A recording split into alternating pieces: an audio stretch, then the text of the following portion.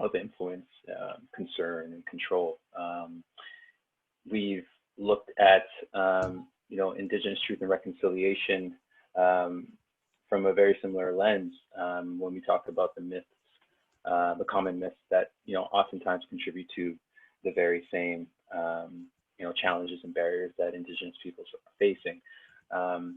And I think today is very much in line with those conversations that we've had, and very well might be, from a curriculum standpoint, one of the last conversations that we'll have as a group to really look at these systems that are in place and the issues that they are creating as it relates to the oppressive nature. And so I'm looking forward to today's conversation, and I'm glad that we'll be facilitated through that conversation. And I'm glad that we were able to have everyone here that's obviously always open and willing to have those conversations. So it's something that I'm very much looking forward to. So I wanted to start by saying that, and just quickly going through what today is going to look like.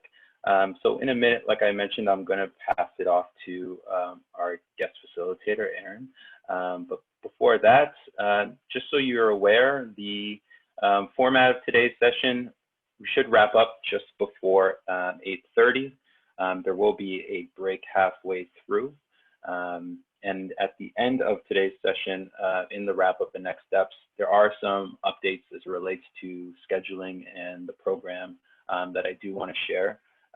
Today's session will be recorded. However, we will be splicing out aspects of the discussion that may be of sensitive nature, and we'll piece together more of the informative content that's shared and put that in a link as we typically do, so that you can revisit, and anyone that's not here today can also tune into what took place. All right. The environment that we're looking to establish is much in the same. It's the same norms that you yourselves have collaborated on. And so I'll keep this screen up as I pass it over to Amy, who's going to take us through a land acknowledgement. Amy, do you mind unmuting? Wonderful. Hi, everyone. So I'm hoping everyone can hear me properly, and someone will say if they can't. So I'm really pleased to acknowledge that we're all in different places, but I'm guessing that many of us are in Toronto, and that's where I am right now. And so I, in Toronto here, am on the traditional territory of many nations, including the Mississaugas of the Credit, the Anishinaabe, the Chippewa, the Haudenosaunee, the Wendat peoples, and is now home to many diverse First Nations and Inuit and Métis people from across Turtle Island. And I also want to acknowledge that Toronto is covered by many different treaties. Treaty 13, signed with the Mississaugas of the Credit, and the Williams Treaty, signed with multiple Mississaugas and Chippewa bands. And as a settler here, I understand it to be my responsibility to learn about these treaties and uphold them in my life and in the institutions that I'm a part of. So I want to share briefly an additional treaty that is related to this land, which is the Two-Row Wampum, which I've learned a little bit about. It was made in the 1600s between Dutch settlers and the Haudenosaunee. And it's signified by two parallel rows. And each of these rows signifies a canoe, the canoe of the Dutch and the canoe of the Haudenosaunee. And neither path of either canoe crosses into that of the other, and they continue in parallel forever. And so the Two-Row Wampum really kind of enshrines some principles around self-determination, around non-interference, and harmony between the Dutch and the Haudenosaunee at that time. So today, we're gathering to learn about systems of oppression in Canada and about liberation and social change based on the agenda that I saw. So to me, the land acknowledgement and learning about treaties and the treaties of the land that we're on is essential to this topic. So it helps us reflect on the systems of oppression that have removed Indigenous people from their land, have enacted violence in Indigenous communities, have harmed and really harmed the land that we're on. But also this process helps us guide us towards that change and that liberation that we're interested in. So in kind of contradiction and in opposition to the two-row wampum, I have had a lot of teachings growing up from my community. So I am a descendant of European settlers, and I grew up in the suburban area of Toronto. And so what I was taught and the teachings that were given to me by my community were that, and the institutions that I was a part of were to have a peaceful and good society, we need to have these ideas, these liberal ideas of tolerance and equality, thinking that everyone is the same and that everybody has the same needs. And I was taught that pointing out and acknowledging difference was bad and harmful. And I was also not taught about the ways that Canada and the institutions that uphold this country were really veering off that parallel line into interfering with the independence of Indigenous communities and enacting harm and violence and damage. And that often this work and this interference was actually in my name and in theory in the goal of protecting me and my ancestors without at least for me, without my consent. So in one of our first sessions, Mark asked us to reflect on how our work can lead to change towards reconciliation through these land acknowledgements. So for me, this means I need to unlearn these teachings that were given to me by the institutions around me. So unlearn that work, learn about other histories and true histories, and then learn about new ways of thinking and then act. So action in my day job looks like building relationships with Indigenous communities who have relevant and essential knowledge in my field, which is resilience planning, and then build on those relationships to work to decolonize the planning processes that we do in Toronto here as a municipality, as a government, and really build on those relationships to do that work. And then tonight, as we move into learning about anti-oppression, I commit to carrying the lessons of the two-row wampum regarding self-determination, non-interference, and harmony with me through that learning process. And the intention there is that hopefully in doing so, we can really move towards that social change and perhaps that collective liberation that we want. So that's it for me. Thank you. Thank you, Amy. We appreciate you sharing that. That was great. Thank you. And you can see a few claps coming in. Okay, so let's quickly address the feedback that we continue to receive both through the post-session feedback forms and in some of the one-on-one conversations that I'm having with fellows as we traverse through this year's program.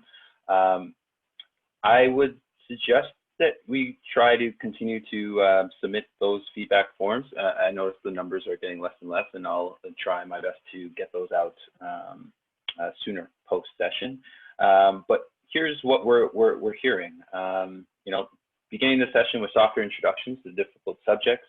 So really trying to find space for early reflection opportunities, casual, talking opportunities with peers is something that we'll try and focus in on, and you might see a bit of that today as well. Escalating dialogue and creating more conflict in group discussions. Encouraging fellows to ask harder questions. Ensuring that we're looking at the contrarian viewpoints as well, looking at the other side of the coin, some of the conversations, trying to alleviate the echo chamber effect.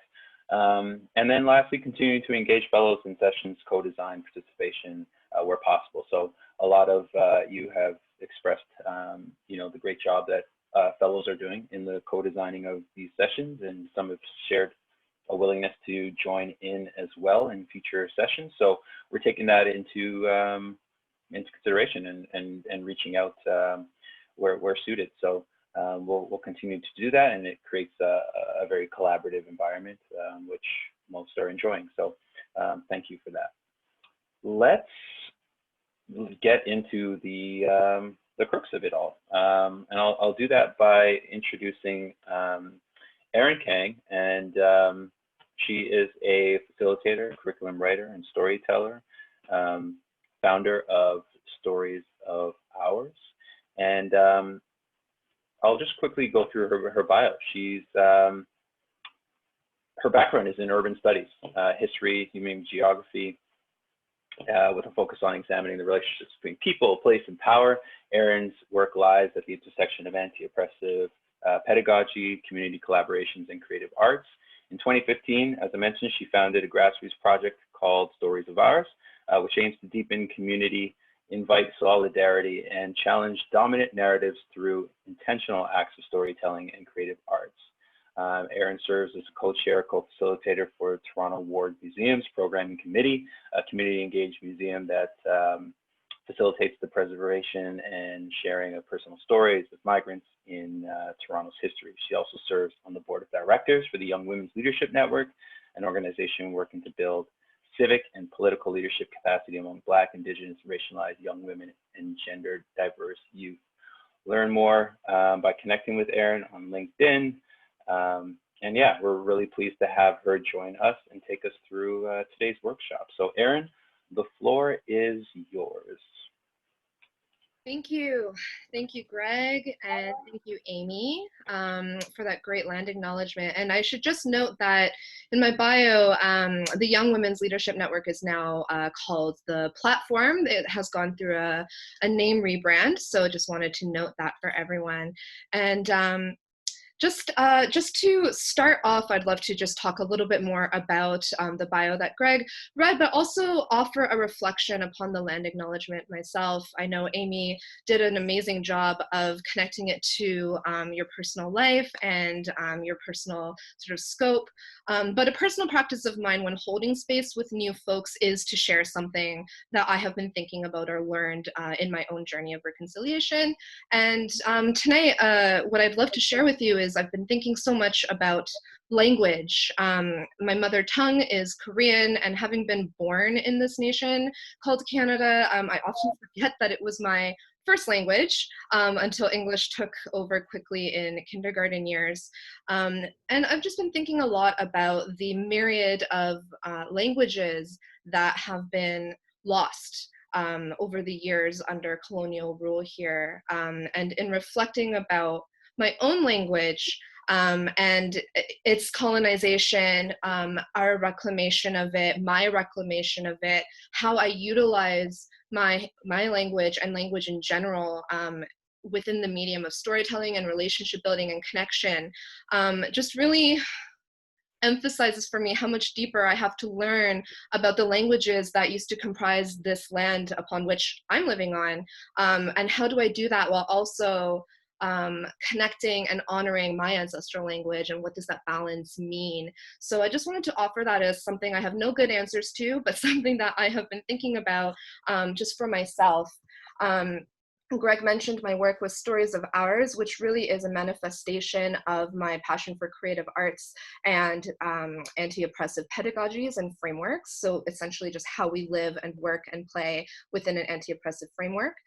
So we do use stories and art to challenge dominant narratives. And although COVID has put a damper on our live events, and then our web series that I was producing got delayed by some family issues, you can still check us out, Stories of Ours TO on Instagram, and connect there. I also love facilitating, and I'd love to take this moment to acknowledge that to facilitate literally means to make something easier. So what I hope to bring today is not necessarily all the answers. I don't have all the experiences and all of the lived experience and knowledge. My work is foundationally built upon so many other people's work.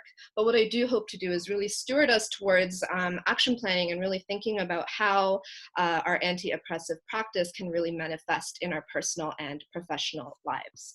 And finally, in relation to the reflection I shared in terms of the land acknowledgement, this is a personal art project that I started recently called Dressed in Layers, which aims to offer reflections and dialogue within Korean diasporic communities utilizing hanbok, which is our traditional clothing, and taking portraits of Korean folks wearing hanbok in various public spaces and taking up spaces, and really trying to interrogate what the relationship is between our land, our homeland, this land, and really using textile as a way to do that.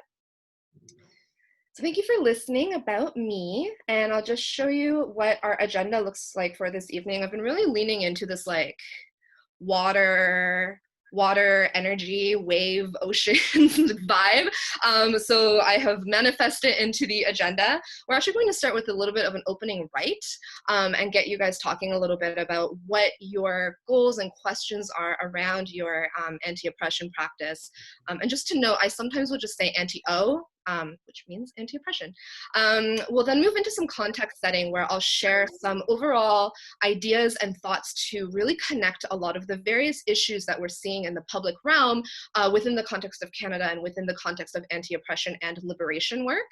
We'll spend a little bit of time putting some concept into practice, discuss what our roles in liberation can be and at what scales in our life, and then close off the session with a bit of eco-cycle planning and a closing circle. I do just want to note that we will have a break in the middle, and if you do need to get up for whatever reason in the middle, please do so without hesitating. So I love the collective agreements that you've put together, and so with the acknowledgement that we are whole people with things we still have yet to learn and are at various parts of our journey, I just want to invite some other community guidelines in addition to your existing group guidelines. They probably overlap. Confidentiality, respect, right to pass, meaning just because I ask you a question doesn't mean you have to answer it. If there is a disagreement, focusing on the issue, not on the person. Again, acknowledging everyone is at a different place and that we are whole people. And very importantly, acknowledging that a safe space doesn't always mean it's going to be comfortable. All of these things that happen when we learn, including failing and being confused or not knowing something or stumbling or getting defensive, these are all things that just happen. And so I hope that we can invite and notice any discomfort that might be happening within the safe space that you have curated with each other. So we're going to get started with a opening activity, and I'd love to just ask you to get a pen and paper. If you want, you can type, but we will be doing a couple things with pen and paper throughout the evening, so just use this as your opportunity to grab it. And I have two questions I'd like to pose to you. We're just going to take like a minute with each question. The first one is, what questions have I had about my anti-oppression practice lately? What questions have I had? Just take a moment, you can list it, you can write full sentences, whatever feels right to you.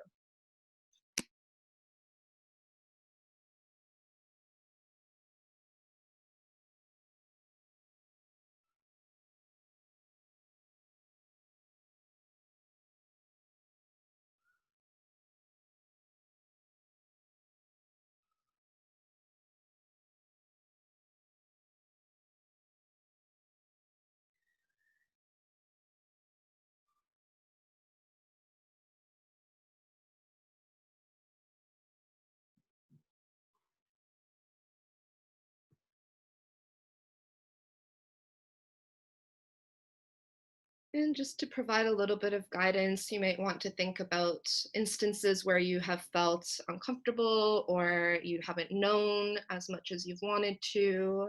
Maybe a scenario has come up for you in your life, and what questions has that prompted for you? Just a few more seconds here.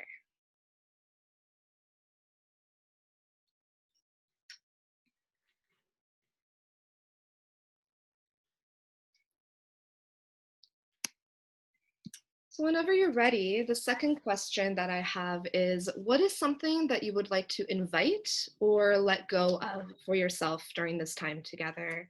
I know for me, a lot of the time I have to intentionally let go of self-judgment or expectations on where I'm at, or perhaps you want to invite patience or compassion for yourself. So something you would like to invite or let go of.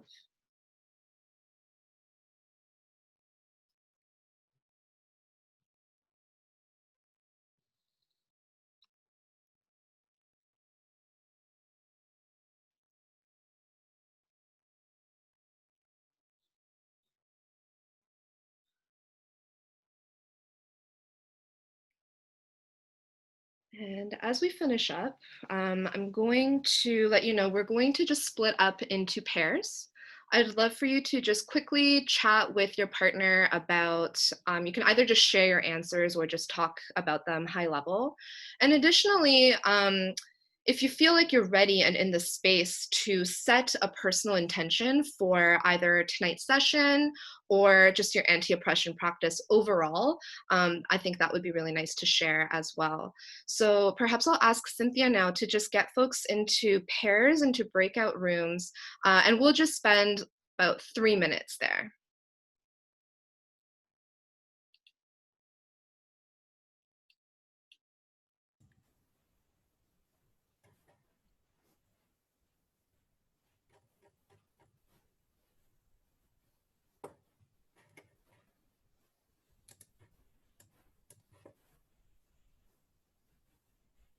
If anyone's having difficulty, just let me know and I can invite you again.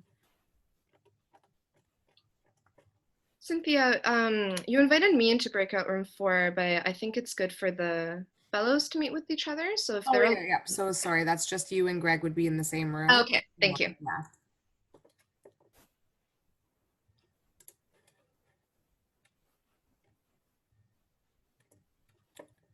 And then Fallon and Courtney, if you're having trouble, just let me know.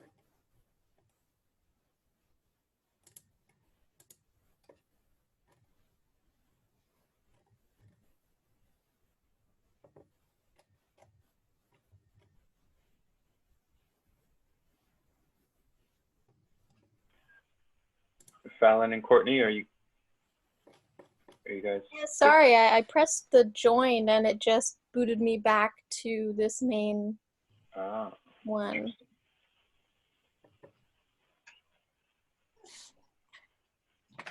I'm sure Cynthia will fix that. And Courtney, is it the same situation for you, or are you having trouble finding the prompt?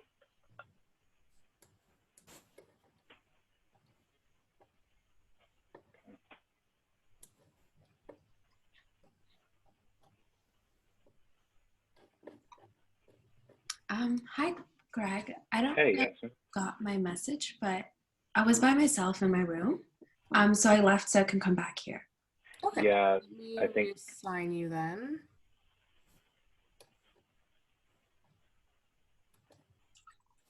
Okay, has it prompted you to join another room? Yeah, let me try this time around. And then Fallon, you're still in the main room. Is it still giving you trouble?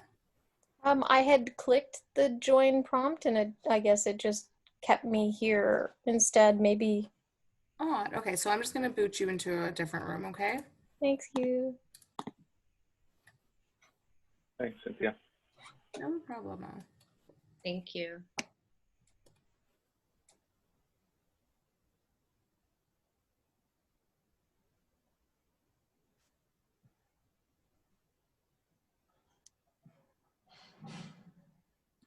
Yeah. Okay, talk soon. You did come back to the main session. Sweet. Hey everyone, welcome back. Good to see all your faces as well, and thanks to all who are on camera, but no pressure if you don't want to be on camera. It's all good. Also, I forgot to note, if you wouldn't mind putting your pronoun in your name, just so I know for my reference, that would be really great. You can do that by just clicking on the participants and editing your name there. So before I get into some context setting and framing for the activities we're going to be doing, I just wanted to see if anything of note came up in your pair discussions. Because I can't see all of you at the same time, you can just kind of start talking and then I'll find you.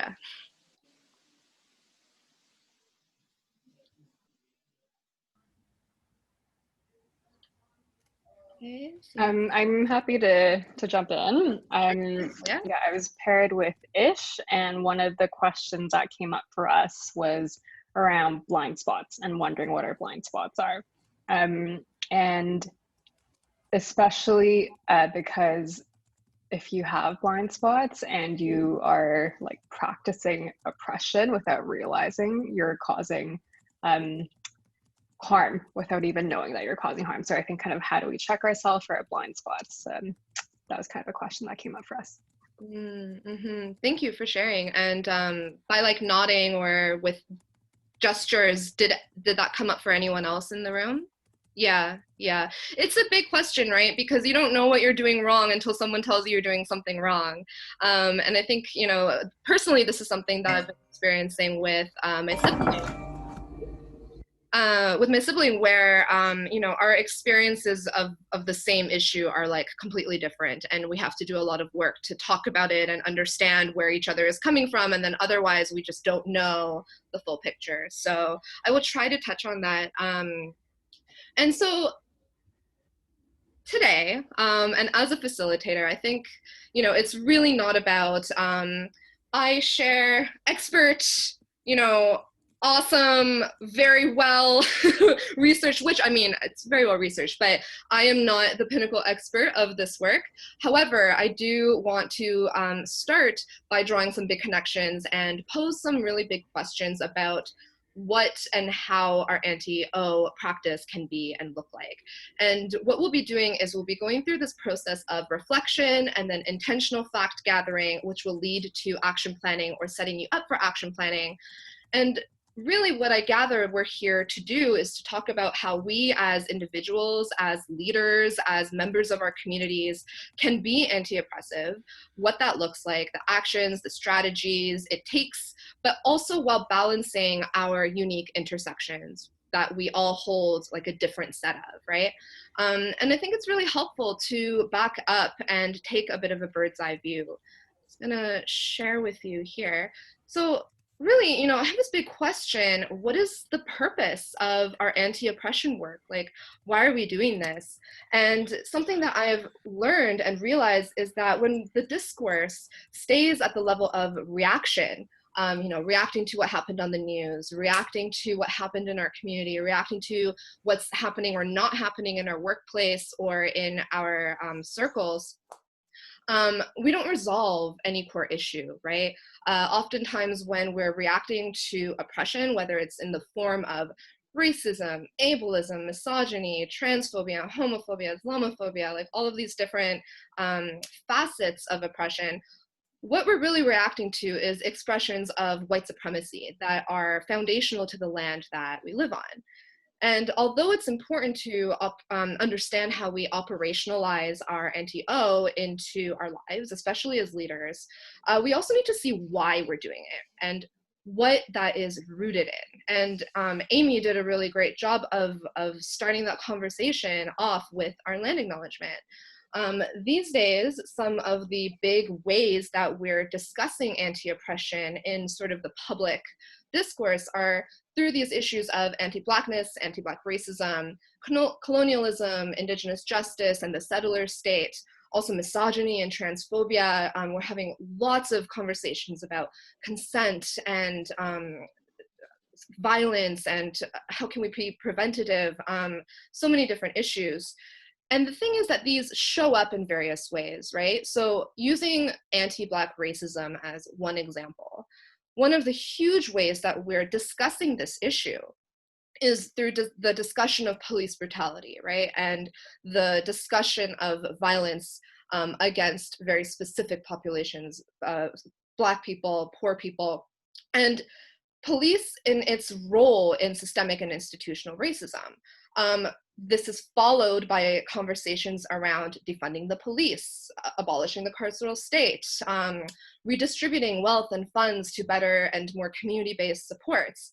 The thing is, when we really dig into this one expression of anti-Blackness, which is through the apparatus of the police, we can trace all of these to the roots of the colonial project of Canada, policing in particular, right?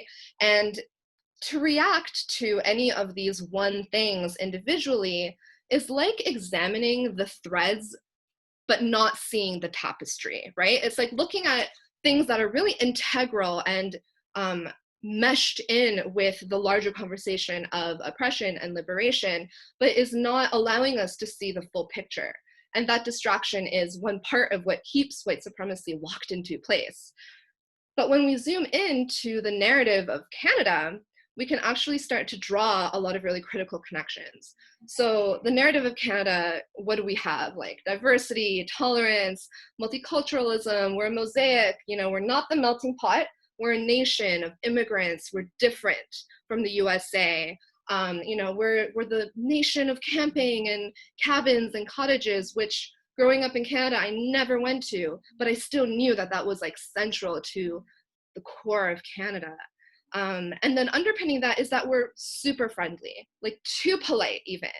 And, you know, if anyone has traveled outside of Canada, I once went on a leadership fellowship to Cambridge, and it had people from all around the world, and everyone sort of espoused this idea of what Canada is.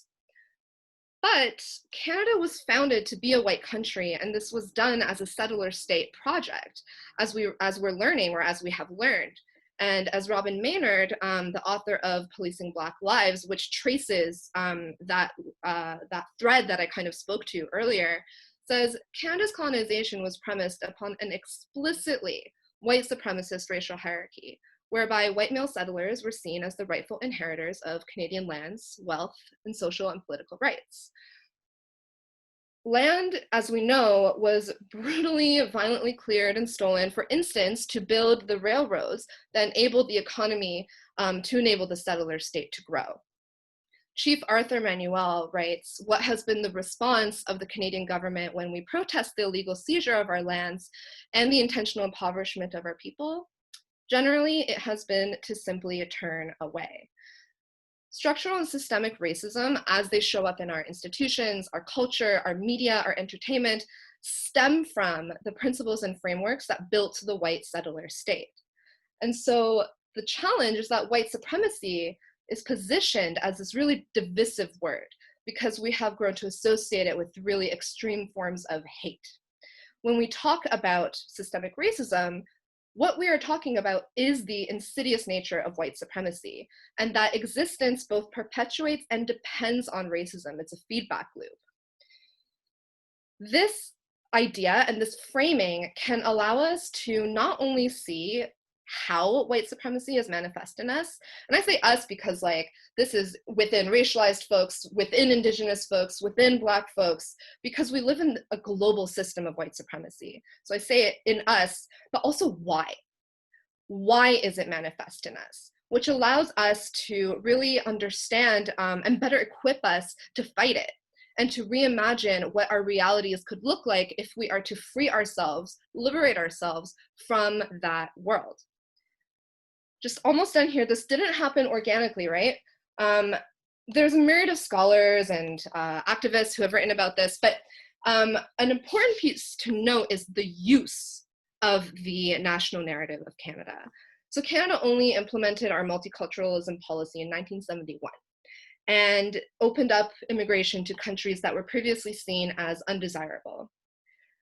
In tandem, around the 60s and 70s, for those who have studied maybe urban studies or history, will know that the period of the 60s and 70s in Canada specifically was really characterized as this new era of human rights and racial equality, but this was all reliant on the ignoring and erasure of 400 plus years of the realities and conditions of Black and Indigenous peoples here in Canada. And 1971, that year in context, still segregation, Indigenous children still being stolen from their homes via the 60s scoop, and yet this national narrative is being cultivated. And so this narrative becomes so strong, which is why it's so important for us in doing liberation work to go beyond thinking about oppression or anti-Blackness as these expressions, just these simple expressions, police brutality, etc. Because in fact, it's actually enfolded into every aspect of our lives. So what is true about Canada is that we have a very diverse, very pluralistic population with so many intersections. And we have people who are coming in as refugees, immigrants facing various hardships and challenges. What I believe, and is up for contest as well, is that our anti-oppression practice needs to acknowledge the role of Canadian multiculturalism as a force in upholding white supremacy, And because we live in Canada, that lives in all of us. How do we honor our experience and our ancestors in solidarity with Black and Indigenous realities in Canada, especially as a nation of immigrants? So to close this long talky part, if we continue to spin the wheel of practicing anti-oppression without actually dismantling the underpinning of white supremacy, we won't see liberation. Adrienne Marie Brown says that we have to engage in collaborative ideation. What are the ideas that are going to liberate all of us? And I can't talk about liberation without referencing the Cambay River Collective, which writes that we realize that the liberation of oppressed peoples, of all oppressed peoples, necessitates the destruction of the political economic systems of capitalism and imperialism, as well as patriarchy. So it's with this perspective that I would love to embark on this work with you today. What is liberation? What is our role in pursuing that? And if we are to liberate outside of us, how do we also liberate what's inside of us? So that closes my speaking piece. And before we move into a bit of a putting concept to practice activity, I wanted to just see, because I'm very aware of the knowledge and the experience that likely exists in this room, if anyone has any reactions, challenges, questions, comments to what I provided in terms of a bit of a context setting for today.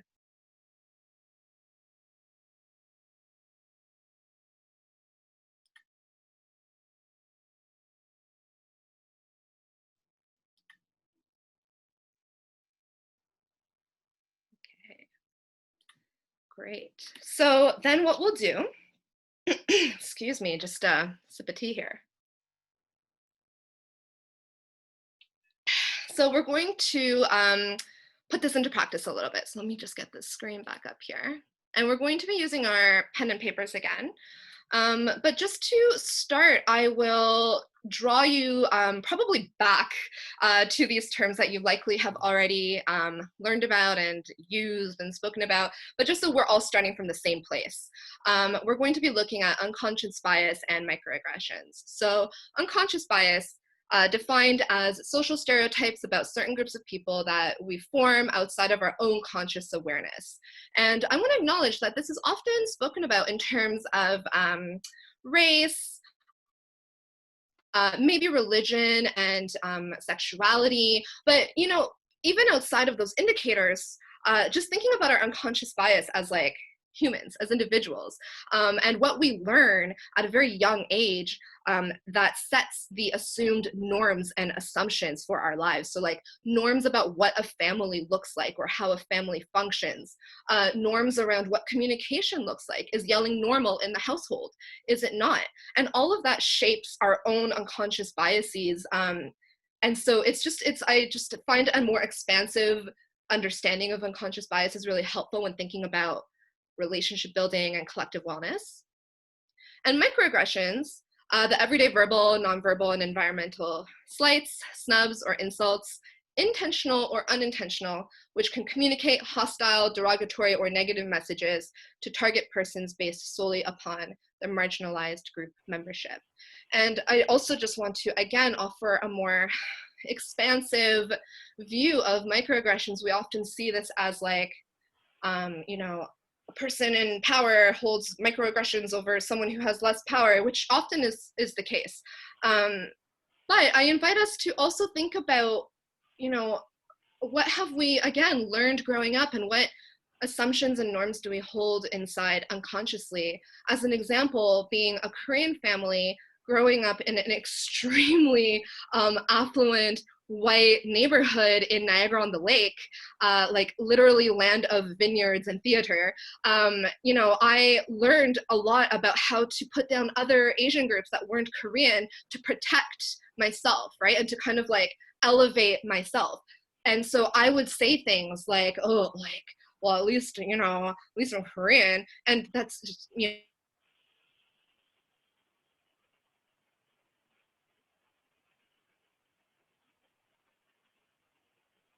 circles as well. So with that said, I have a few questions that I'd love to get you to reflect on. So, oh, am I freezing? No, I'm good. So Erin, yes. Can I actually bring up, when you ask for reactions to the talkie part, as you call it, something that came to mind is, for me, when we talk about these pieces, it's so often very intrinsic, and it has to do with your own self and your ability to change your own behaviors or just identify blind spots, whatever the case is. But I'm curious as to your opinion on when it comes to behavior change of others, or not convincing, but just the idea that this in itself is a perspective that's shared by many, but not all. And so when it comes to those around you and in the environments that you work in, the spaces that you interact with others, in cases where some don't feel that there is a problem, for example, where they don't feel a need to identify their unconscious biases, or work on their microaggressions, where others feel like there isn't a problem within the system itself. Like, what do you say to those instances, and like, what's your thoughts around that? Because that has so much to do with that deconstruction of the systems that you talk about. That is such a beautiful question, and also the worst question, because it's the hardest question, right? And I do have some thoughts around that, which is, anti-oppression work isn't separate from other work, right? Like, and so when we think about what I as a human am wanting and asking for, and also willing to tolerate in any kind of relationship, you have to have those boundaries in your anti-oppression work as well. And sometimes that can get complicated by the fact that perhaps it's like your family member or a loved one or someone you have to work really close with. But I think that this is where sort of personal boundaries come in. And we are going to be talking a little bit about this notion of engaged feedback, and like, when is someone ready to stand with you and be on the same side of the table as you. And other times people aren't going to meet you, and no matter how much effort and work and tears and chocolate you put into it, like, it's not going to take you there. There's something called I think it's called the continuum of potential. I'll look it up and I'll send it to you. It's a bit of a facilitation tool, but really it's a tool in thinking about readiness, right? And so the common analogy is smoking. Someone who doesn't want to quit smoking is just not going to quit smoking, no matter how many anti-smoking aids you give them. But there's this continuum where there's nope, nothing's wrong, I'm not going to budge. And this is a place where we don't have, as other people, we don't have a lot of influence if someone is in that space. If I don't want to believe something, I'm not going to believe it. However, there are people who are on the continuum who are maybe like, I'm ready, but I don't have time. I'm ready, but I don't have money. I'm ready, but I don't know where to start. But there's a willingness. And when you're on that part of the continuum, that's where opportunities to engage might come in. And so that also has to assess where you are on the continuum. There's a place in the continuum where you are no longer wishing you're embodying a behavior, you're like living it, right? But then the next step, or next maybe couple stages over, is I'm ready to teach. I'm ready to bring people into the fold. But the common idea is that no one can skip a stage. Everyone needs to go through their stage. And so whether we're talking about anti-oppression, whether we're talking about healthy and positive relationships, right? It's all about where I am, where you are, what's between us. Is there a bridgeable distance? And what does that bridge look like for both of us? So I know that that's a bit of a conceptual answer, and I'll try to maybe touch on it again in the latter half, but that was a really great question. Does anyone else have any thoughts on that they'd like to share?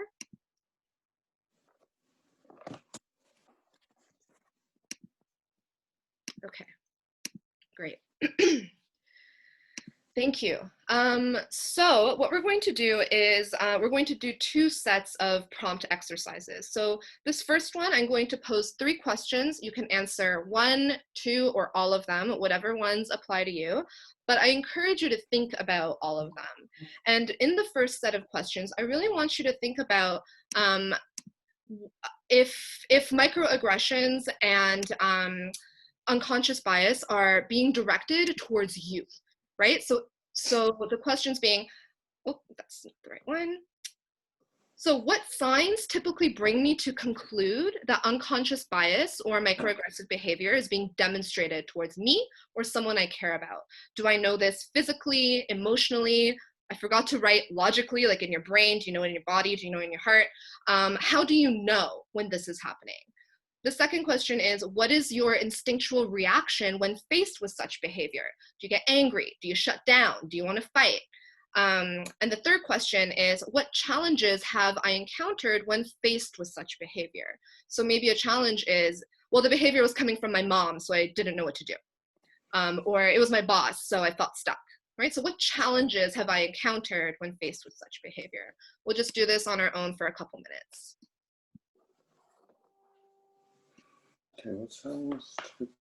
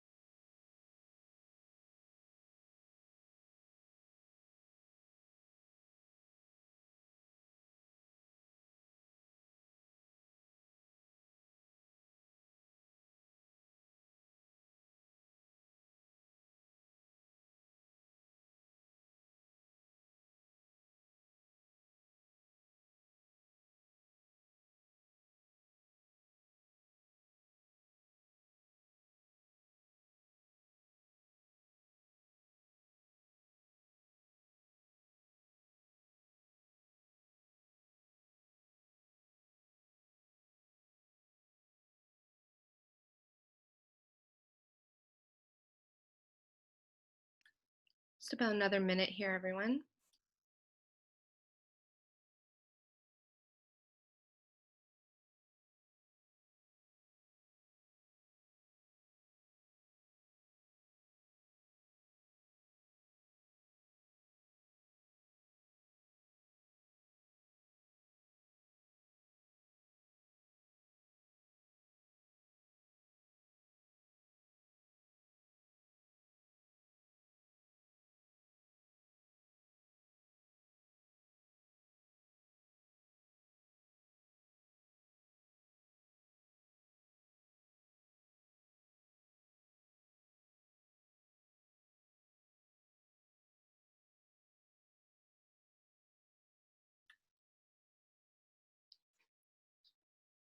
Okay. So we're not going to do a debrief on these questions. I'm just going to move right into the second set. And in the second set of questions, really trying to tap in to instances where unconscious bias and microaggressions or microaggressive behavior was coming from you. So have I ever been informed of or noticed that I was exhibiting unconscious bias and or microaggressions? How did I react to this realization? Did I just ignore it, suppress it? You know, did I try to confront it head on? How did I react to this realization? And what is my relationship to shame? Do I get angry? Do I ignore it? Do I just want to go and like do a bunch of Muay Thai? What is my relationship to shame? And I'll just note that this can also be from you towards you. I held internalized racism against myself for like the better part of my life, where a lot of microaggressive behavior that was coming from me was actually directed at me or to my community. So really thinking about all those instances where that could have happened.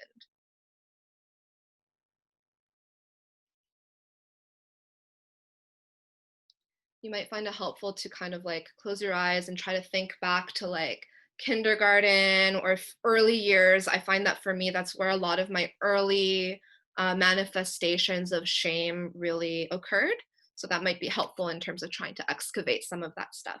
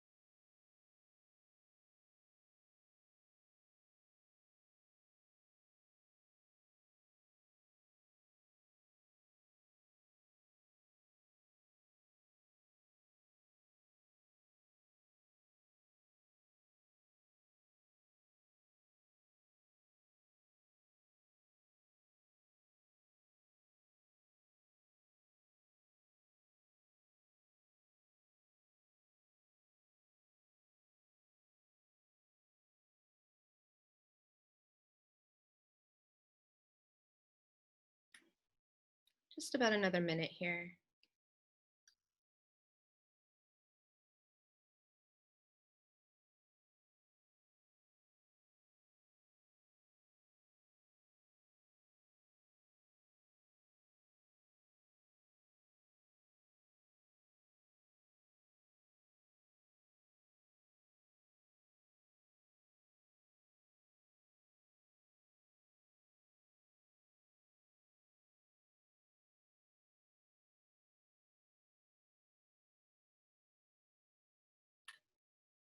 Can you just finish up your last thought?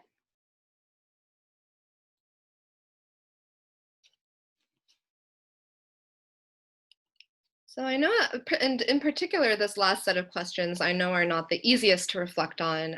So I will kind of, I've sent this deck along to Greg, and if you're interested, you can spend longer than 2 minutes thinking about this work and using it to do some self-reflection. But what I'd really love to draw attention to is shame as a barrier to liberation. As I talked about before, because of our presence being in Canada, whether we chose to or not, we all have a relationship to white supremacy. And that can breed shame. It's shameful or embarrassing or a number of other emotions to realize that you may have been participating in a system of white supremacy or a system of oppression, or didn't know that it existed, right? These are all stages that we may or may not have gone through.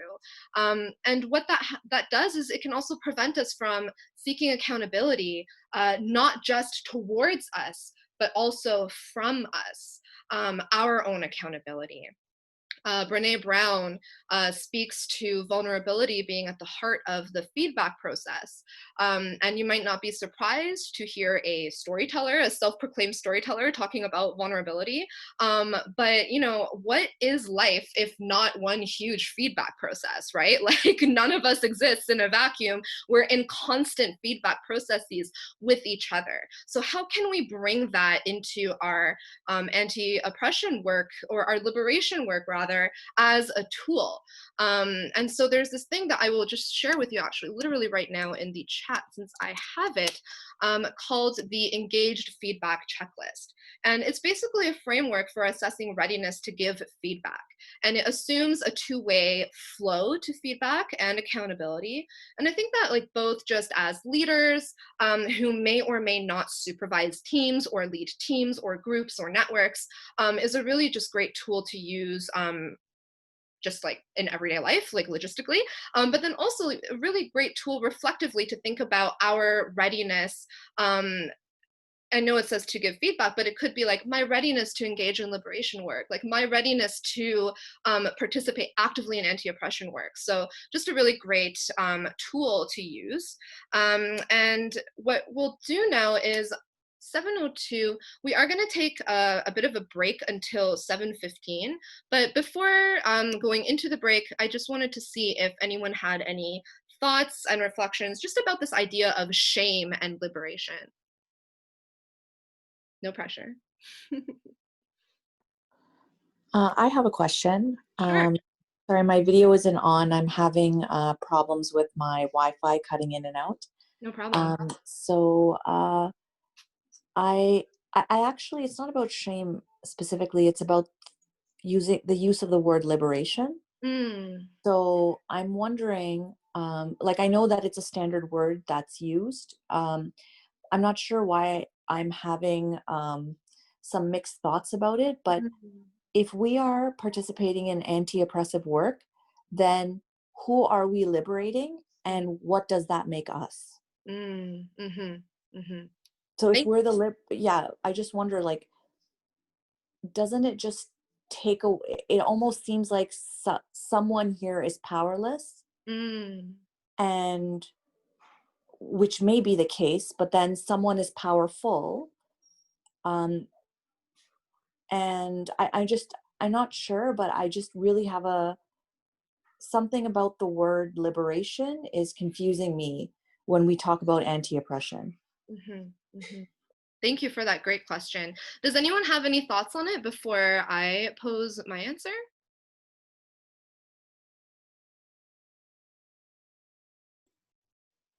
I don't have any thoughts, but I completely hear what Farah's saying.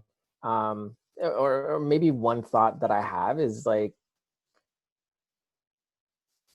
the idea of like this being more of a self exercise than anything, and the oppressive process being more inward focused and outward focused, and reclaiming that, I guess, power within yourself. But that's a shot in the dark. I defer to you to kind of approach that.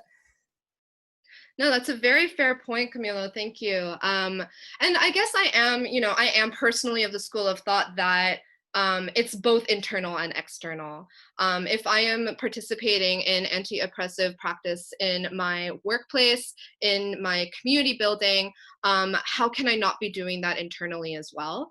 So I certainly don't think it's an either or.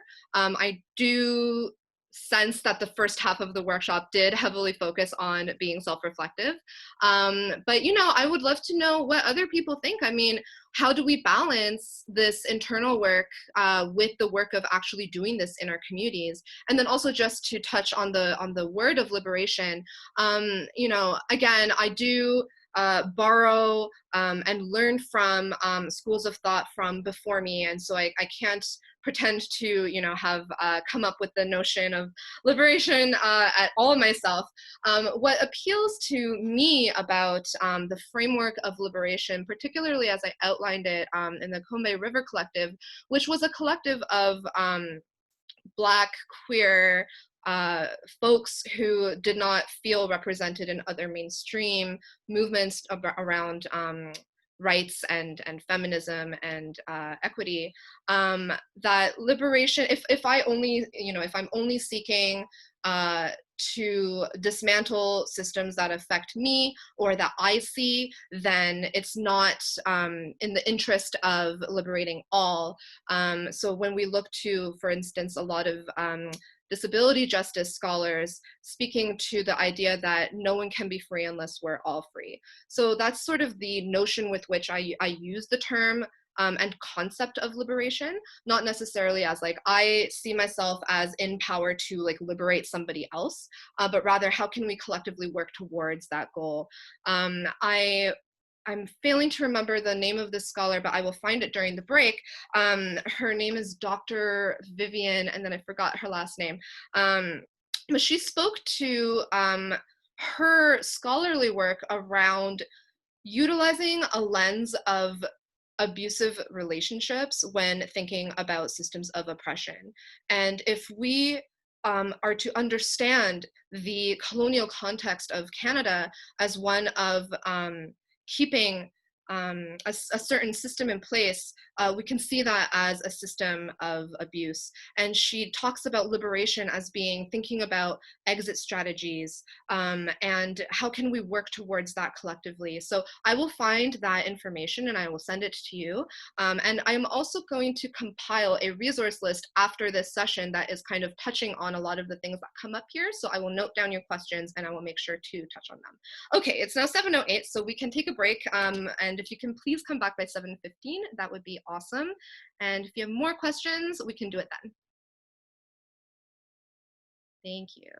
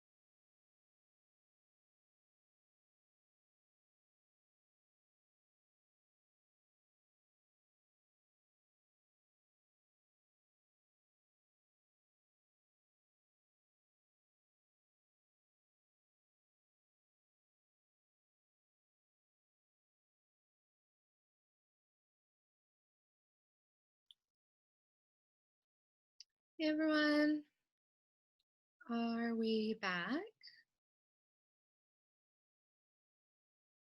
Cool, cool. See, thumbs up. Sweet, I'll just give another few seconds.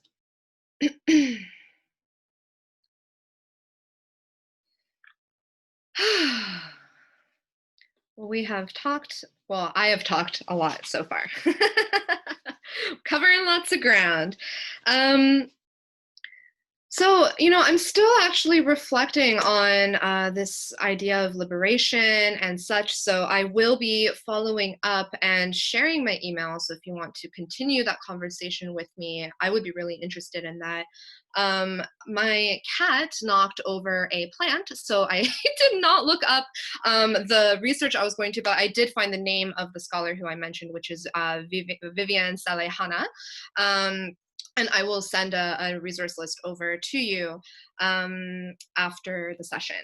And what I'm going to do now is I'm going to ask Cynthia to just get you guys to break out into small groups of maybe 3, just so we can have an opportunity for you to chat with each other and talk about some of the things that I shared or that you spoke about. Also maybe talking about the game that is on, because I see that it's a huge hit.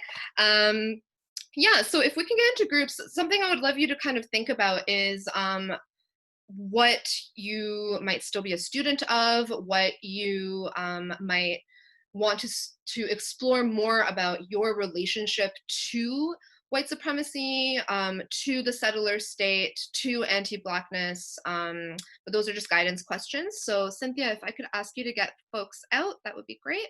And we'll give you guys a few minutes to chat, about 5 minutes.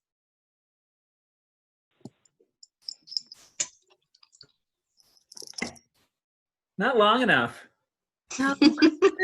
No. Oh, Definitely man. not. Okay, don't worry. We'll put another one in there.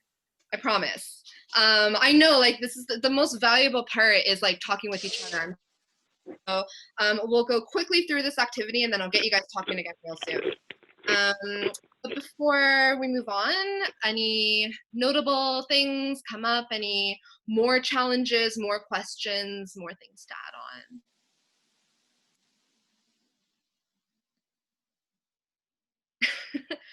on? See a nomination, but it's Oh, Dick. voluntary. I think one of the things that we were discussing as a group is sort of this divide between incremental change and like radical change. And we as a whole, like we as individuals can make like these little individual changes and call out little individual behaviors in our own life. And like, is that enough? Yeah, great question. Anyone want to take the floor for offering a response before I do? Sure, because a very similar discussion came up in our table around, I guess like our half measures is progress. Is that acceptable to be in a place to be advocating or pushing for things like that, or is that really fundamentally undercutting the mission of liberation? We also had a good discussion around the, that the language of in the corporate space, diversity and inclusion is like really just being introduced in many workplaces for the first time, which is a far cry from the language of liberation and anti-oppression. And so what are the bridges or the ways that we can be advocates in those D&I spaces as opposed to the anti-O spaces? Oh gosh, D&I, the bane of my existence. Yes, no, the critical, crucial, self-tearing apart questions that you guys are asking, right? Like, or model, oh my gosh, yes, or model minorities. Just try to formulate a answer with brevity and conciseness. A question that I would ask back is, not to disagree with the difference and necessity of both incremental and radical change. You know, who is, or rather, how can we pursue radical change as individuals? Or do we, in order to pursue radical transformative change in a large scale that's outside of our personal bubble, what systems and networks and communities do we need to put in place to support that work? It's kind of like talking back to the continuum of potential conversation. No one can like miss a stage, right? Like when I was 21 and just becoming aware of the fact that I was like espousing specifically anti-Korean racism, but broadly anti-Asian racism in general, and perpetuating that, I wouldn't have at that time been ready or equipped to pursue radical change. And I think this is like such the tension that we feel as people. It never feels like enough. Like it never feels like we're doing enough, because what we see is this tapestry of like all of these interrelated systems and oppressions that overlay, that feed into each other. And so we can see how huge and complex the monster that we're trying to fight is. And this is what disempowers a lot of people from this work, right? Like it's what many people, including myself at various stages in my life, will say, well, like, I don't think that I can do anything, so why bother trying? And that's sort of why, when thinking about putting anti-oppression work into action, and specifically thinking about that as far as I can in scope, which is just like me, what do I have control over? And that goes the same for everybody in this room. If I just do nothing because it's not going to change anything, is that transformative? No. So I think I just carry a lot of these similar questions as you all, and this is very much where I'm like, remember where I said I wasn't the expert at the beginning, at the front of the room, but rather, how do we balance these tensions? Like, how can I be working to dismantle the very real expressions of anti-Blackness that exist within my actual family, like my blood relations, and if that is what I can do at this moment, while I try to figure out like how to get my nonprofit workplace to stop using the term D&I and just own up to the fact that it's white supremacy. Like, it's so challenging. And I think hopefully this next thing, which has been really helpful for me, has not had all the answers. If you do have all the answers, please DM me. But it has really helped me assess where I can pursue radical and transformative change in the areas that I have influence. And I know that you did some work around the TRC work that you did, the Truth and Reconciliation work, around your spheres of influence. So really connecting that work to thinking about our roles. So I guess that was a long-winded way of saying I have the same question as you, but that I think that it's better to be asking those questions and trying to figure out that stuff together and actually just like pay attention to it and work on it, as opposed to just kind of being like, well, this is kind of huge and I don't think I'll make a dent on it, so I'm gonna not try to not buy things from Amazon, and I'm going to continue to order from Indigo because it's easy, etc. So whew. With that said, I'm going to share with you something that may be new to some of you, may, excuse me, not be. It's called a Mapping Our Roles in Social Change Ecosystem. It is an open framework made by someone named Deepa Iyer from the Solidarity Is and Building Movement Project. I am going to be sending you the entire framework, which includes like all of the reflection questions, how to use it, how to utilize it at work, etc. But I found that it is a really great way to interrogate exactly where our realms of influence are, our realms for action are, and try to map ourselves from that internal, personal, incremental shifts that we're trying to do within us.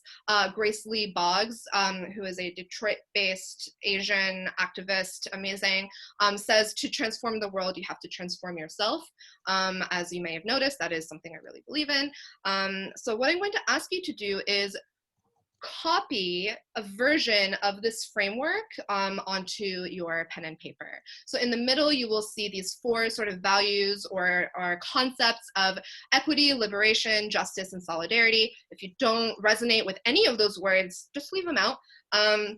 And then around the middle are sort of various roles that are outlined by Deepa. And this is an updated version of the framework. It was actually introduced, I believe, in 2016. Just gonna check here. And yeah, so while you copy that down, what I'm going to do is read for you the description of each role, which is really short, and then I will put it up on the screen and we'll kind of do some personal mapping together. Okay, so I'm gonna start at the 12 o'clock position, which is weavers. So weavers, I see the through lines of connectivity between people, places, organizations, ideas, and movements. I'll be going clockwise. Experimenters, I innovate, I pioneer, I invent, I take risks, and I course correct as needed. Frontline responders, I address community crises by marshaling and organizing resources, networks, and messages. Visionaries, I imagine and generate our boldest possibilities, hopes, and dreams, and remind us of our direction. Builders, I develop, organize, and implement ideas, practices, people, and resources in service of a collective vision. Caregivers, I nurture and nourish the people around me by creating and sustaining a community of care, joy, and connection. Disruptors, I take uncomfortable and risky actions to shake up the status quo, to raise awareness, and to build power. Healers, I recognize and tend to the generational and current traumas caused by oppressive systems, institutions, policies, and practices. Storytellers, I craft and share our community stories, cultures, experiences, histories, and possibilities through art, music, media, and movement. And guides, I teach, counsel, and advise using my gifts of well-earned discernment and wisdom. So of course, like with any definition, you might feel it's restrictive or too expansive or what have you. I really encourage you to interpret them as your own. And what I'll do is I'll put them up here so you can see them. There we go. And what I'd like you to do is take a look at the framework and put a star between 1 to 3 of these roles that resonate with you. And what I would really encourage you to discern is what roles you play at what scale, right? So I am not a frontline responder. I do not address community crises. However, am I a frontline responder in the context of my family unit?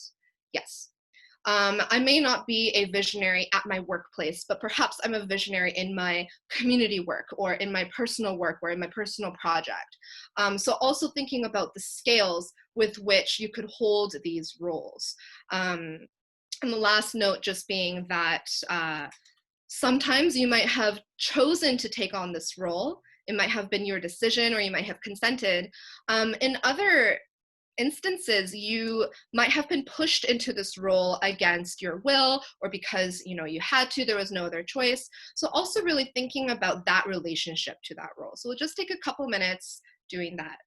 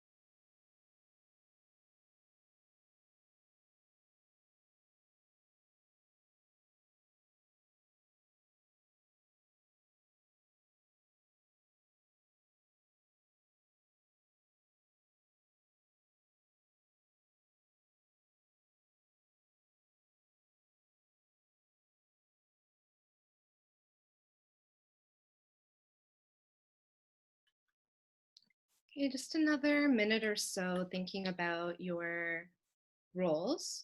What I'll be doing is in the chat, I know there's also a conversation going, but I am just going to put some questions so you have them as a guidance. But of course, you can just chat however you like. And really, I would love to give you another opportunity to talk with each other. I think this time we'll try to make it close to 10 minutes so that you guys can really talk. By close to, I mean we'll try to end at 7:45. So these are the questions, just really quickly, how you think you could strengthen that role, which ones make you feel most comfortable, how playing those roles might affect you, how does the role connect to your privilege or your power. So those are just some ways that you could discuss. Cynthia, I'll ask that maybe for this, we put folks in pairs so they can have a more in-depth conversation, and then bring folks back at 7:45.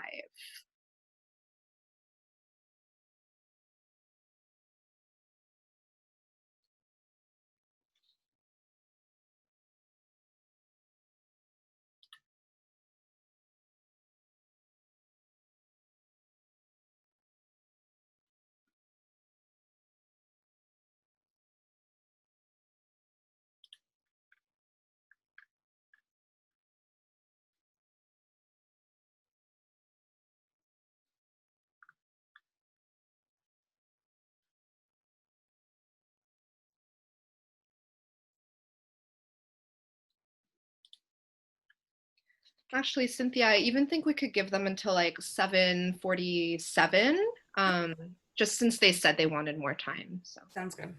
Thanks.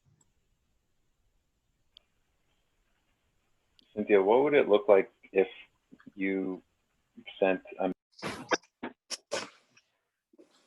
liked what you were saying, Yasmin. just to close the loop on that. Thanks.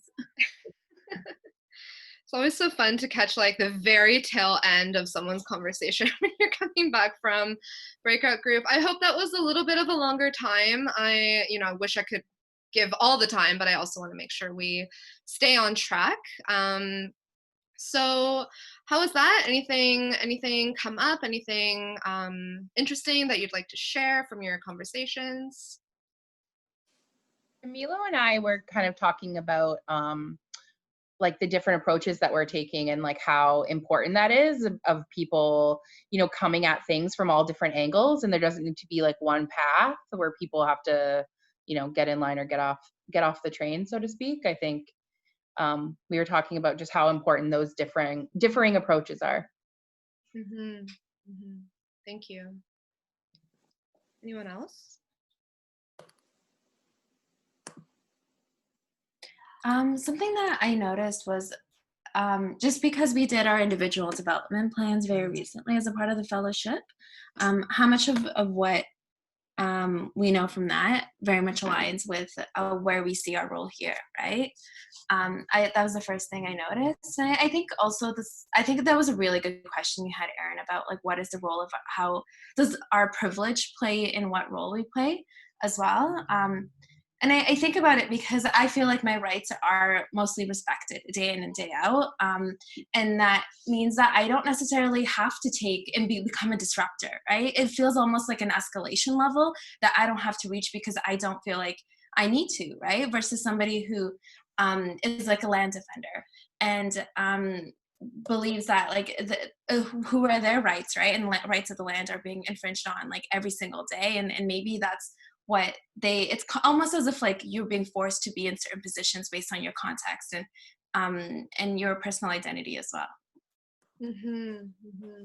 It's really, really great points, Yasmin. Thank you so much. And I think it connects a little bit, I was reflecting as well while you were in your breakout rooms, challenging myself to think more deeply about this tension between incremental and radical change, because, especially as sort of like people who are passionate enough about their development to be part of this leadership fellowship, right? Who are intentionally doing the work of developing yourselves.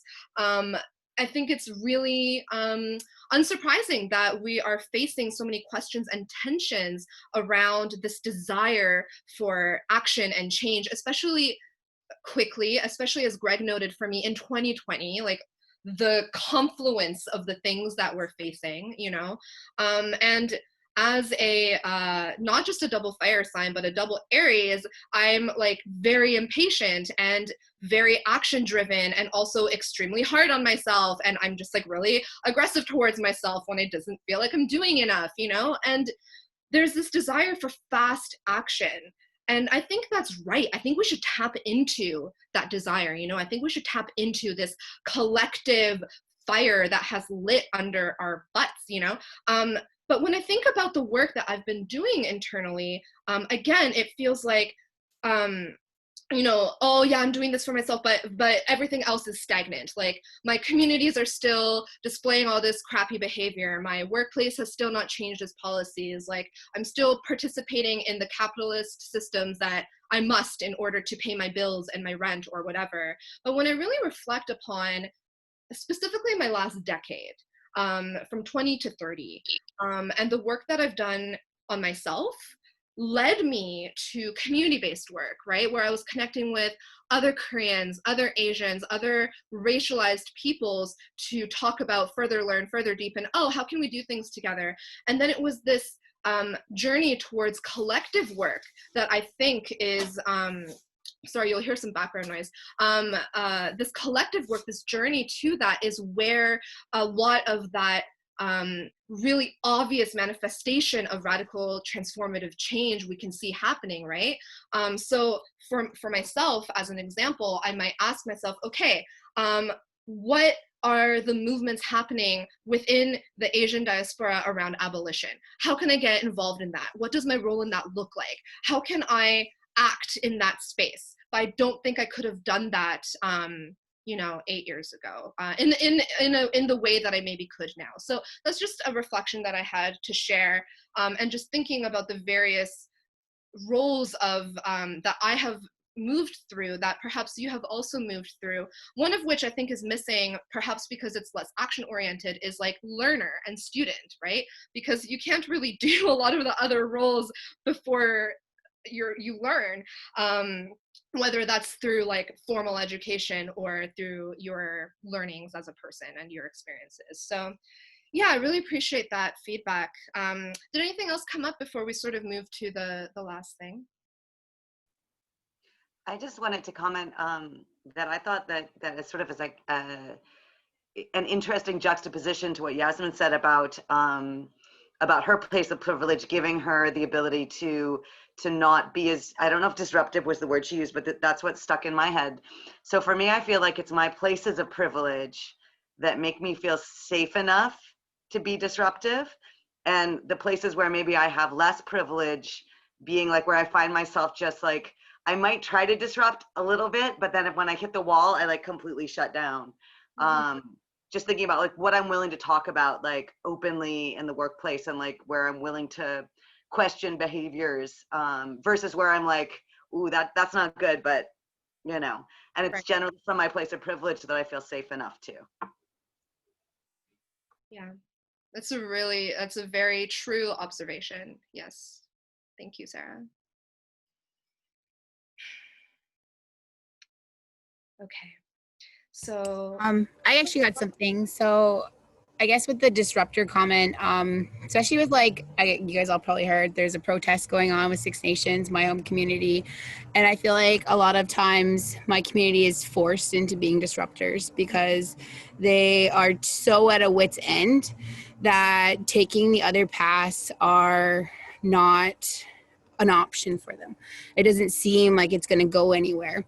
And then me trying to be a community builder, I try not to take the option of the disruptor, although there's so many people in my circle of influence and my friends, my family, who take that role and almost wonder why I don't, I guess, right?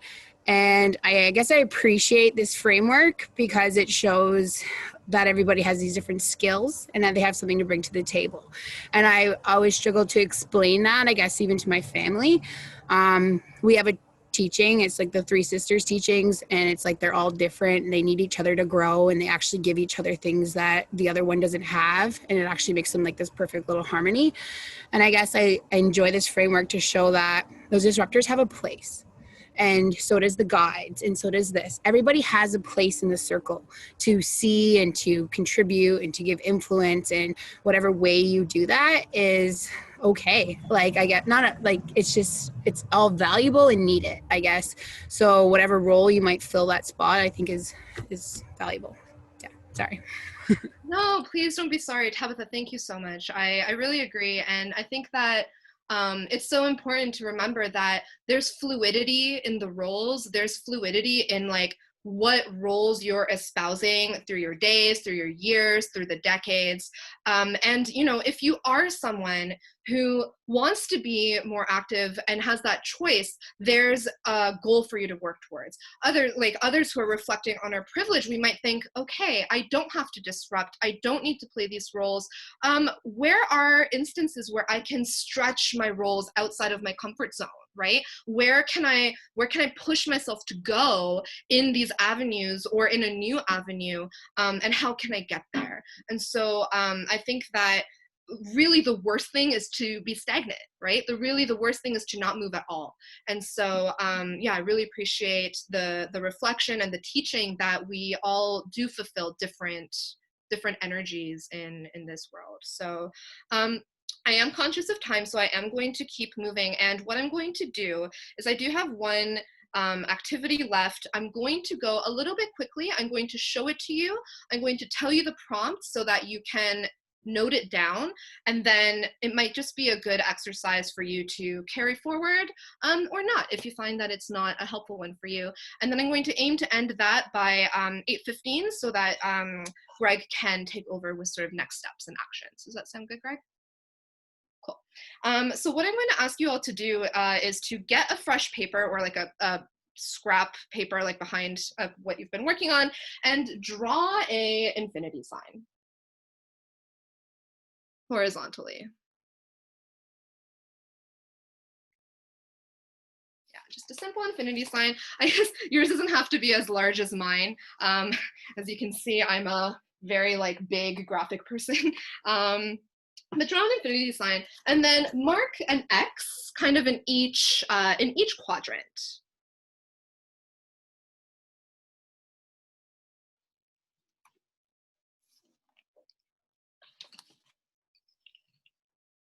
Okay, and what we're going to do is we're going to start at the bottom left of your sign. And here I would like you to think about seeds, right? So this framework we're doing is called eco-cycle planning. It's really about utilizing ecological processes to map other things using that framework. So on the lower left, thinking about what have I just started? Or what have I not even started, but like seeded, and it might start, you know, in the near future. For some framing, let's say anything you started in the past 6 months. I started reading more about, you know, Canada's history, or I started really pushing my boss on like this initiative or this learning. All the things around your anti-oppression practice that you might have started recently. So I'll just give like a few seconds there so you can write down generally what that is, and then I'll tell you what the other 3 are. Other examples might be like, you know, you looked up a bunch of things that you're going to read and learn from, but you haven't done it yet. You just spoke to your partner about white privilege, etc.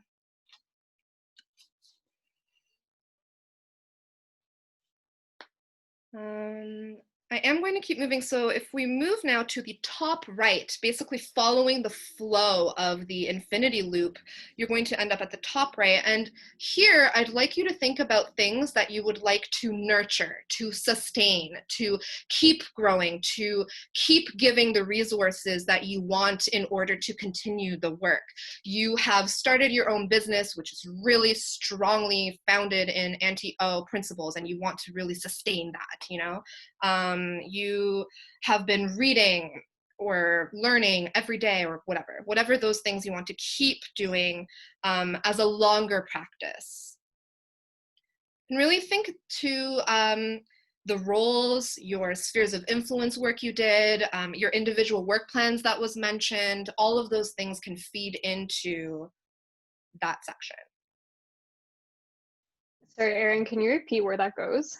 Yes, that is the top right. So if you kind of follow the infinity loop, yeah.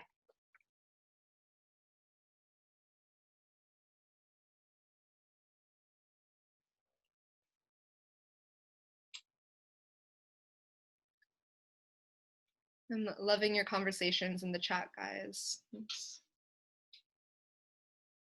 Wish I was in this fellowship with you.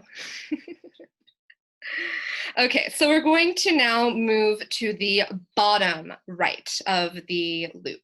And here I'd like you to think of what you want to let go of, right? What can be stopped or destroyed in order to be recreated or rejuvenated?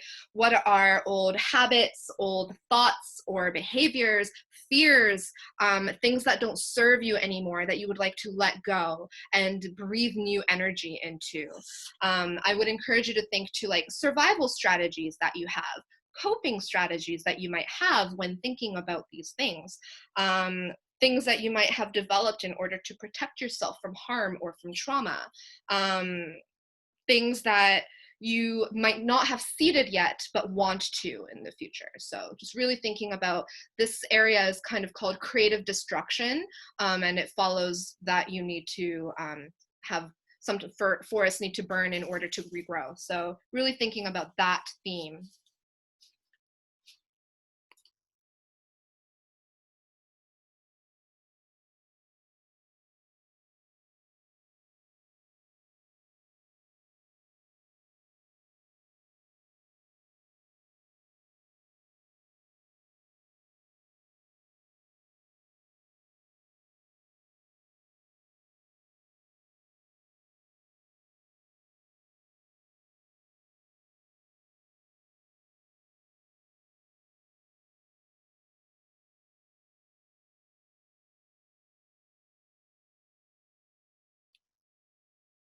Okay, just a few more seconds.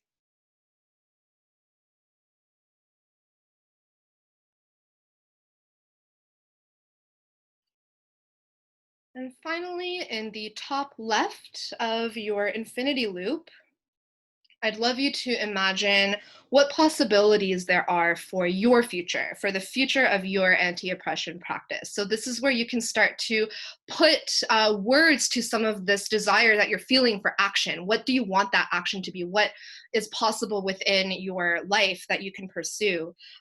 Things that have not started yet, but are close to the surface, close to emerging. And here, you know, really also digging into thinking about those various scales. What are the possibilities within your family? What are the possibilities within your professional spaces, your communities, the networks that you want to build or find, but you haven't yet?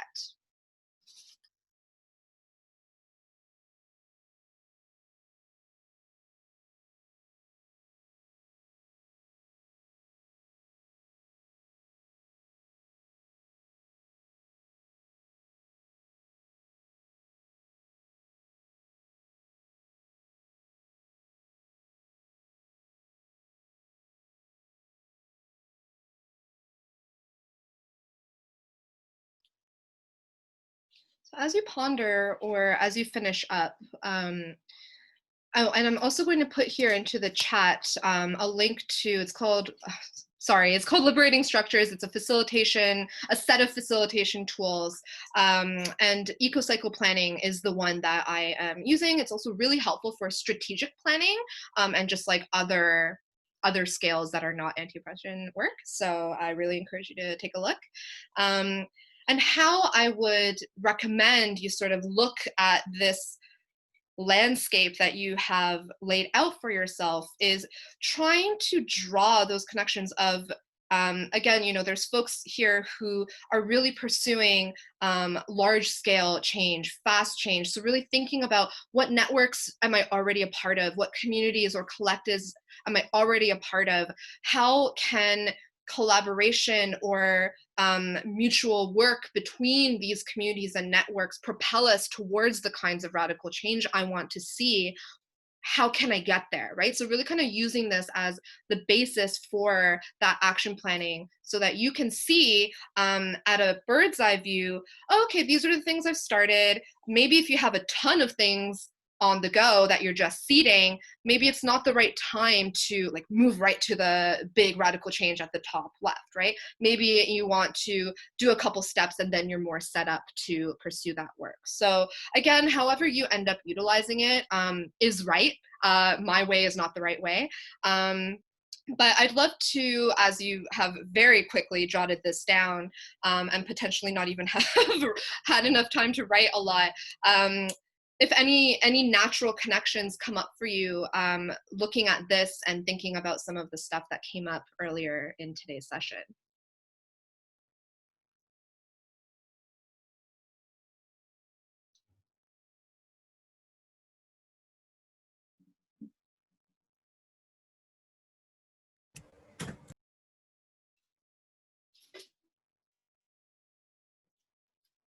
Cool. You know, I was just telling Greg while you guys were all in your breakout room, one of the strongest skills that you develop as a facilitator is just sitting in silence. So I think with that, what I hope is that these have given some starting points to your action planning and the work ahead. I know that it's kind of like a constant ebb and flow of reflection and then intentional action and then, you know, thinking about that. But sincerely, it has been an honor to share some of the tools and knowledge that I have with amazing leaders and fellows such as yourselves. I have taken copious notes of some of the things that have come up in our discussion, and I will be sending a follow-up. And if I'm sure you guys also have lots of things to share with each other in your Slack. So I will just thank you for allowing me to participate in this. Yeah, I'll just hand it over to Greg. Okay. Yes, a round of applause. Thank you so much, Erin. We really appreciate this. I will say that the Infinity Loop activity has actually helped me to put on paper just sort of that inward approach that ultimately leads to that outward approach in terms of transformative change. It helps kind of put it a step-by-step process, and it helps me to see sort of what areas particularly I should be working on as it relates to getting to that end goal. So thank you for that. And yeah, your facilitation style, creating this environment of learning, not only for us, but we could tell that you along this path were with us in hearing from fellows and applying that. And so all of that is appreciative in creating that inclusive environment. So thank you so much. And I hope that this isn't the last of your involvement with the Fellows Program, and I look forward to the next time we get to connect. Thank you. Thank you so much. I will leave you to your next steps and actions. Okay, yeah. Awesome. All right, we'll be in touch. Thank you all so much. Yes, thank you. I'll share my contact and I'll share all those resources with you very soon. Have a great evening. Thank you. Take care. Okay, folks. I'm also conscious of time, so I will keep this relatively short. Let me just check the chat real quick so I don't miss anything. Okay, so real quick, before I get to next steps, did anyone want to sort of share like a main takeaway from today's session that they have? It doesn't need to be long-winded, just out of curiosity, what maybe was a main takeaway that you'll sort of run with, maybe do some additional thinking on, that sort of thing. It's been a quiet night, so I want at least one or two people to share, please.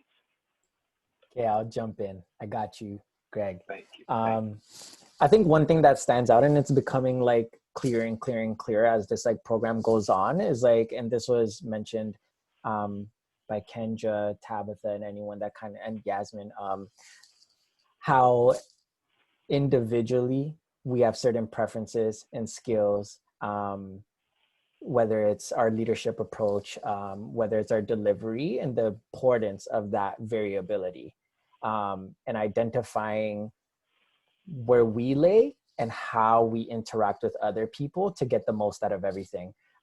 Like we have a room of 20 plus leaders in their respective spaces, and we're all, we have commonalities and we have a lot of differences. And that variability is like super, super important moving forward. Understanding that variability, nurturing that variability, and highlighting those variabilities. Yeah, that last point, highlighting those variabilities, the differences that you all hold, I think is really key. And that's something that's come up in conversation with a few fellows as it relates to just the format of these sessions. And it's something that I try to point to as it relates to the feedback around, you know, ensuring that we're having those conversations that are highlighting the differences and those contrarian viewpoints, I think is really important moving forward. So I hope we can accomplish that, and I hope people feel safe enough to, whether it's your personal point of view or not, to just sort of share some of those opposing thoughts so that we can get more in depth with those conversations that we have moving forward. So thanks, Camilla. Any other takeaways? Yeah, it's Carly. I'd sort of pick up on what Camilla was saying. Like, I feel sometimes, I'm just going to use some of the language that was provided in the framework, not being a visionary or an experimenter or a disruptor sometimes, and not having a lot of sometimes expertise or background knowledge in some of the topics that we cover, makes me question my own sort of value add, or makes me almost have a fear for getting involved in some of the different conversations or even taking actions. But then today's framework really made me think about the fact that I may not be a visionary or an experimenter, but those visionaries and experimenters need people. I kind of align myself more to like a builder or a frontline responder or a weaver. And those folks need people like myself in order to sort of make their visions become a reality. So I found that really helpful today. And then one of my big takeaways, as usually is to let go some of my fear and just sort of jump in and be a bit more vulnerable every now and then. So that was my main takeaway. Thank you, Carly. I really appreciate you sharing that. And I think the social change ecosystem, like all the different roles and players in there, it's such a great framework to help us challenge the notion of what leadership is. And I think often there's like this mainstream version of what leadership looks like. And like we could probably all name it ourselves on what the stereotype of it is, but looking at that ecosystem shows that it's a helpful tool to show that like actually there's so much more to social change and social movements than just like the one person who does a lot of public speaking or whatever. Mm-hmm. Yeah, great point. Thank you both for sharing that. And I think also it would be really interesting to see what some of your team project mates actually identified within that same tool, just to sort of see how it is that you work and the roles that you naturally take on. So something to maybe think about and share with your team. Okay. Any other thoughts before we get to next steps, announcements? I just one quick thought, although this is my internal battle always, when should I just shut up? So in trying to like figure out about fighting oppression, like when is it good to take the opportunities that I have to speak to people and to speak about oppression, you know, in our work environment, in our, you know, personal environments, and when as a white woman should I be shutting up? Like, you know, when is that more harm than good? And I'm also like a mostly extrovert and I talk a lot. So I like, you know, and I know it's all woven together why I'm like that, but whatever. So that's an easy place for me to go to. And I love the infinity loop because I feel like sometimes I just hit a wall and I'm like, your only choice is to shut up. You're clearly just out there stepping on all of the important stuff. But if I could look at it as like a cycle and like, find my ways to like, you know, shut up sometimes, but don't see it as like, you know, like a wall, like it's an on-off switch, but maybe a feedback loop or an infinity loop. Mm-hmm. No, I appreciate that perspective too. And that's very much in line with something that you shared earlier in a few sessions back in the anti-Black racism session. So thanks it's good to know that there's a tool there to help support that. Any other thoughts? Can you give it a few more seconds? All right. Then let's jump to our important dates and just some quick updates as relates to the program itself. So we have reached the halfway mark, just past the halfway mark of this year's program. It's hard to believe it. This is a point in time where we typically would share a mid-year evaluation survey at a session in person. Obviously this year what we'll do is have it take place online. So a form assembly link will be sent to you in order to fill out your mid-year evaluation. It will look differently than post-session evaluations that you've received in the past. This is mandatory, so this is not optional like the others. So I will share a deadline. It'll most likely come to you early next week with the post-session. So the post-session email that I'll send out will be coming on Monday. Along with that will be a link to the mid-year evaluation, and the deadline to submit that will be the end of the month. So there will not be a quick turnaround, so you'll have some time to sit with that and respond with your answers. Unfortunately, you won't be able to save your responses and come back to the survey at a later date. You will have to do it in sort of one sitting. So maybe I'll share some techniques if you feel like you want to come back to it, sort of thing. Okay, September 26th. So we've decided that we'd like to sort of space out the curriculum a bit and felt like it was getting a bit congested in the fall months. We all know that you're working hard on your team projects and your IDP, so we sort of want to space things out. So September 26th will no longer be happening. It was meant to be Building Bridges in a Polarized World. What we'll do is move that to October 14th, tentatively. I say tentatively because we'd like that to be an in-person session. If government guidelines and everything sort of stay at stage 3, we sort of meet those requirements, and we'll put in place a in-person session that is safe for those that feel comfortable. Yes, in real life, you got it. People that are safe and comfortable. If you do not feel comfortable at that stage in doing so, or if, again, guidelines sort of change, we will move it to online, but there will be an option to attend that in-person session online as well. So you can zoom in and still be a part of it. Hopefully there will be a few other additional things that we can add to that. You know, the idea is to have that be a catered event or session, and it would typically have to start a bit earlier than 6 p.m. So if it does go on in person, we're looking at a 5 p.m. start where we would have food being served, and then we would get started around 6 or just before 6. So more details on that as we get closer and closer to the planning stages. The reason I said tentatively is if for some reason venues work out that the Saturday might be better, we would also be playing with the idea of hosting that session on October 17th.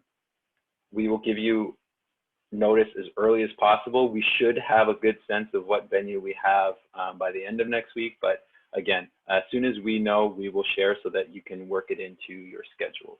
I want to make sure I don't miss anything in the chat. Okay, nothing that really relates to me. Great. Okay. Can you comment on the pants thing? I don't know. Google or...